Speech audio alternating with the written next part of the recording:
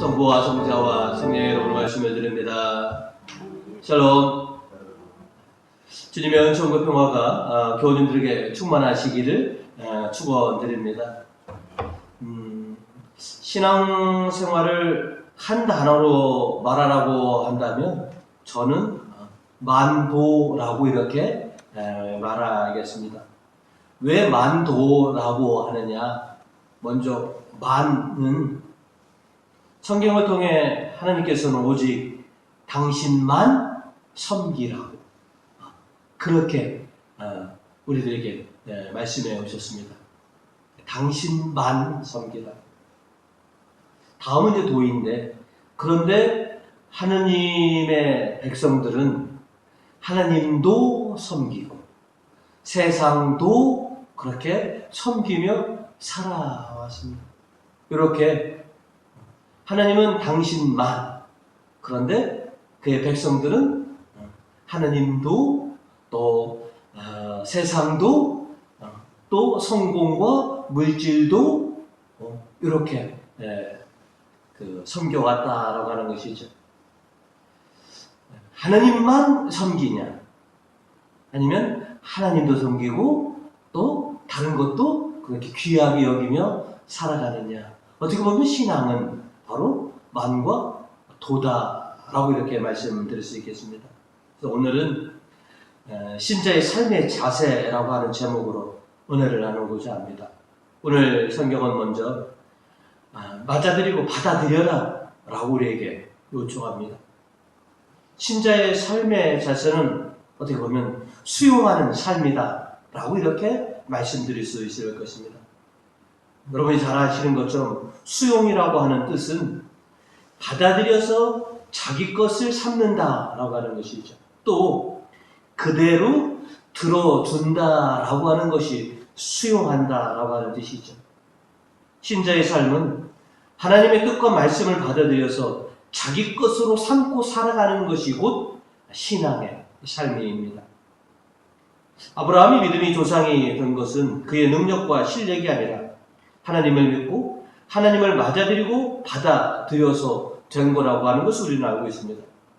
또 저와 여러분이 그리스도인이 된 것도 예수 그리스도를 맞이하고 받아들였기 때문에 그분의 제자들이 된 것입니다.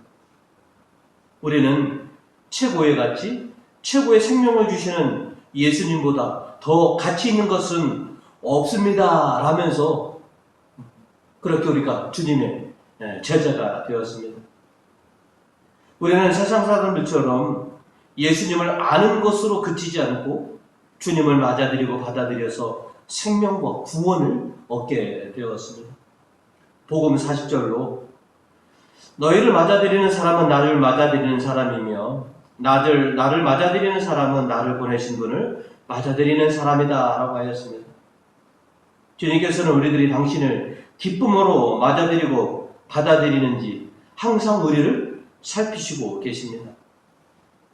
주님은 때때로 우리가 당신을 맞아들이고 받아들이는지 또한 시험을 하시기도 하십니다. 그리고 우리가 기쁨으로 맞아들이고 받아들였을 때 또 우리에게 주실 상도 미리 마련하시는 그런 야훼 일의 하느님이심을 우리는 잘 알고 있습니다. 오늘 일독서 1절로 이런 일들이 있은 뒤에 하나님께서 아브라함을 시험해 보시려고 하셨다라고 이렇게 기록되어 있습니다. 75세에 하나님을 맞아들였던 아브라함입니다. 수많은 사건을 통해 연단되었고 또 하나님의 현존하심을 체험하였던 아브라함은 믿음의 조상이라는 타이틀을 받을 때까지 마지막까지 그는 항상 하나님의 시험을 받아야만 했습니다. 이제 그 시험의 끝이 바로 오늘의 사건이라고 말할 수가 있습니다. 하나님께서 100세의 나이에 특별히 선물로 주셨던 이삭을 이제 그를 당신을 위해서 번제물로 바쳐라 라고 하는 이 엄청난 말씀을 아브라함에게 하셨습니다. 우리 식대로 얘기한다면 눈에 넣어도 아프지 않을 이삭을 어떻게 하나님의 제물로 바치느냐? 차라리 아브라함은 이삭 대신에 자신을 바치라고 한다면 오히려 더 자신이 있었을 것입니다. 차라리 이삭 말고 저를 좀 바치게 하시면 어떻겠습니까? 라고 이렇게 생각을 할 그런 이삭이었지만, 아브라함은 하나님의 말씀을 받아들이고 지체 없이 하나님의 말씀대로 그렇게 순종합니다. 1절부터 3절로 아브라함은 아침 일찍 일어나 나귀의 안장을 얹고 두 종과 아들 이삭을 데리고 제물을 살 장작을 쪼개가지고 하나님께서 일러주신 곳으로 서둘러 떠났다 라고 이렇게 얘기합니다. 지체하고 고민하면 고민할수록 하나님의 뜻을 받아들일 수 없었을 것입니다. 그래서 아브라함은 하나님의 뜻을 받아들여서 그 즉시 모리아 산으로 길을 떠나게 된 것이죠. 그리고 극적인 순간 하나님께서는 아브라함이 당신의 말씀을 그대로 받아들였다라고 하는 것을 아시고 그의 행동을 제지하시고 되었다. 12절로 그 아이에게 손을 대지 말아라. 머리털 하나라도 상하게 하지 말아라. 나는 내가 얼마나 나를 공경하는지 알았다. 너는 하나밖에 없는 아들마저도 서슴지 않고 나에게 바쳤다.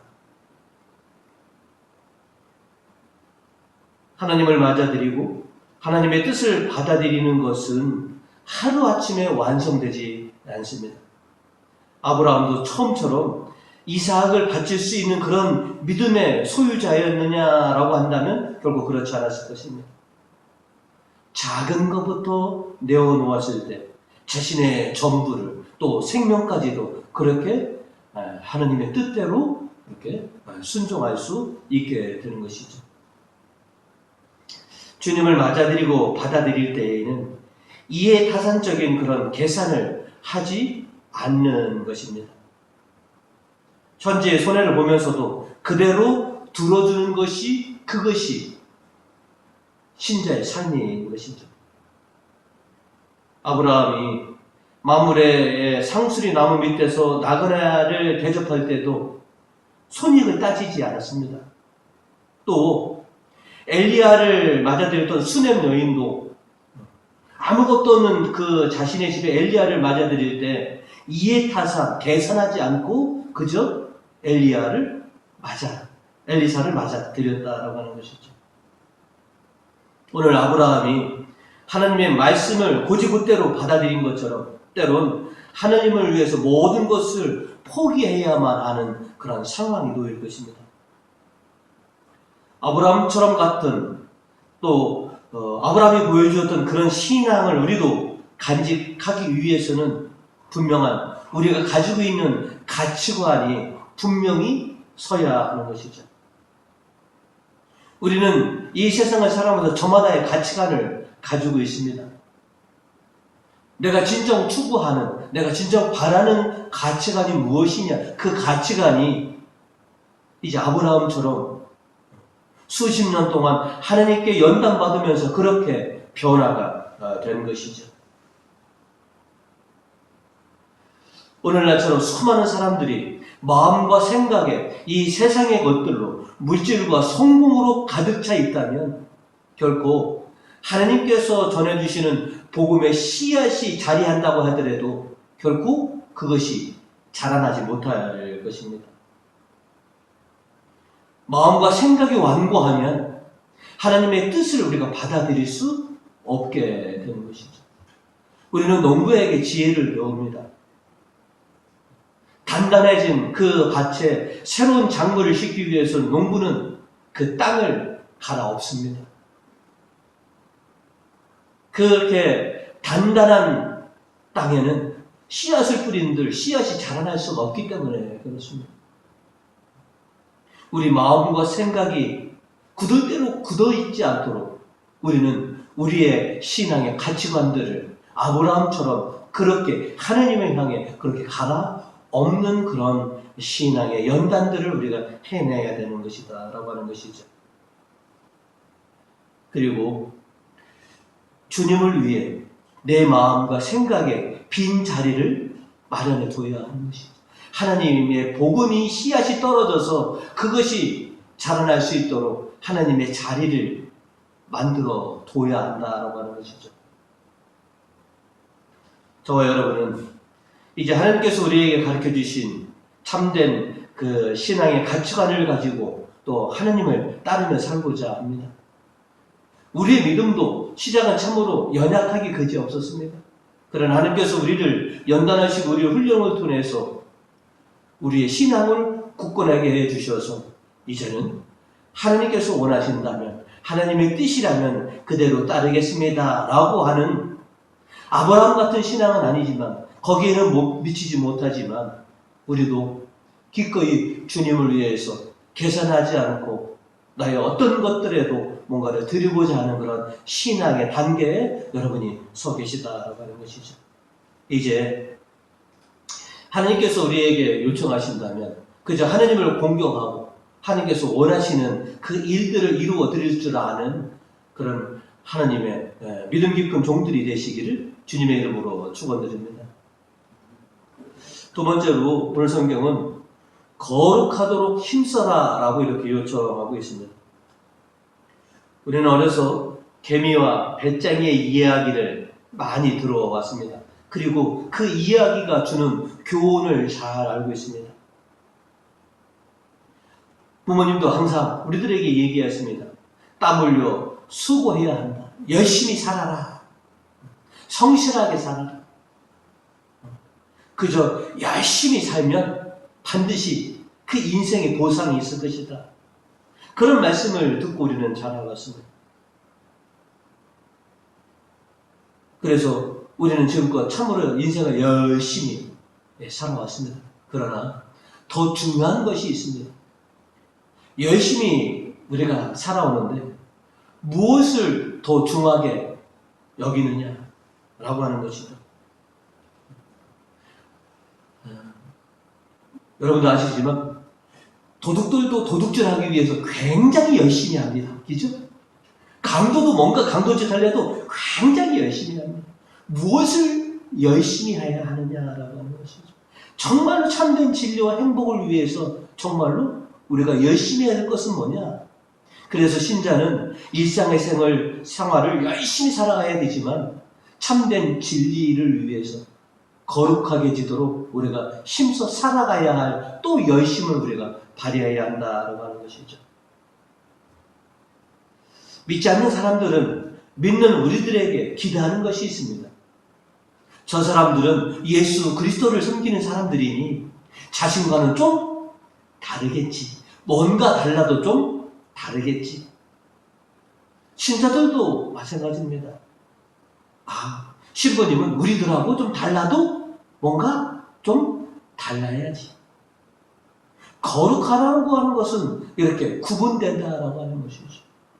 여러분이 성직자들이 신자들과 좀 구별된 삶을 살길 바라는 것처럼 믿지 않는 사람들도 믿는 사람들이 좀 자신들과는 달라도 좀 다르게 되기를 그렇게 바라고 있다라고 하는 것을 우리가 잊지 말아야 한다라고 하는 것이죠.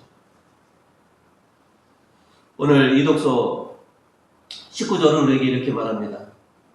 여러분이 전에는 온몸을 더러운 일과 불법의 종으로 내맡기어 불법을 일삼았지만 이제는 온몸을 정의의 종으로 바쳐 거룩한 사람이 되도록 힘써야 할 것입니다. 주님을 맞아들여서 주님께 속한 사람들이 된 우리들은 뭔가 달라도 분명히 다른 삶을 그렇게 우리가 추구해야 한다라고 하는 것이죠. 또 그것을 위해서 우리가 부단히 여러분 애써왔고 또 앞으로도 계속 우리가 거룩한 사람이 되도록 힘써야 한다라고 하는 것이죠. 이 독서 13절은 우리에게 이렇게 얘기합니다. 오히려 여러분은 죽었다가 다시 살아난 사람으로서 여러분 자신을 하나님께 바치고 여러분의 지체가 하나님을 위한 정의의 도구로 쓰이게 하십시오 라고 이렇게 요청합니다. 우리는 하나님의 백성으로서 정의의 종이 되어야 하고 예수님의 제자로서 거룩한 사람이 되도록 힘써야 합니다. 주님의 종으로 그리고 거룩한 사람으로 태어난 것이 아니라 만들어져 가는 거고 완성되어 가는 것입니다. 세상에 속하면서도 수없는 시험과 훈련을 통해 점진적으로 구별되어 왔고 또 거룩해져 왔다 라고 하는 것이죠. 그리고 지금보다 더 우리가 거룩해져야 한다라고 하는 것이죠. 오늘 복음 42절로 주님은 이렇게 얘기합니다. 나는 분명히 말한다. 이 보잘것없는 사람 중 하나에게 그가 내 제자라고 하여 냉수 한 그릇이라도 주는 사람은 반드시 그 상을 받을 것이다. 하나님은 모든 세상을, 모든 사람들을 예의주시하시고 계신다라고 하는 것이죠. 하나님께서 당신의 종들이 주님의 일을 하고 있는지, 선한 삶을 살고 있는지 늘 예의주시하시고 계신다. 그리고 당신의 사람을 돕는 사람들이 누구이고 반대하는 사람이 누구인지 그거를 보시고 나중에 상벌을 주실 것이다 라고 하는 것이죠. 우리가 거룩한 삶을 살도록 힘써 살아가는 것을 주님께서는 예의주시하시고 계시고 있다라고 하는 것이죠. 주님을 맞아들이고 주님의 말씀대로 살아가는 데에는 값비싼 그런 대가가 반드시 필요합니다. 하지만 그에 분명히 상응하는 하나님의 상이 존재하고 있음을 우리는 분명히 명심하고 있습니다. 앞으로도 우리가 주님께서 요청하실 때 기꺼이 주님을 위해서 우리의 뭔가를 좀 내어드리는 것. 하나님 말씀대로 너는 하나밖에 없는 아들마저도 내가 원하는 대로 하였다라고 하는 이 말씀대로 주님은 요것만은 안 됩니다. 주님은 요거는 말고요 라고 하는 것이 아니라 기꺼이 주님께서 원하실 때 모든 것을 내어드릴 수 있는 그 신앙을 당신께서는 보고 계신다라고 하는 것이죠.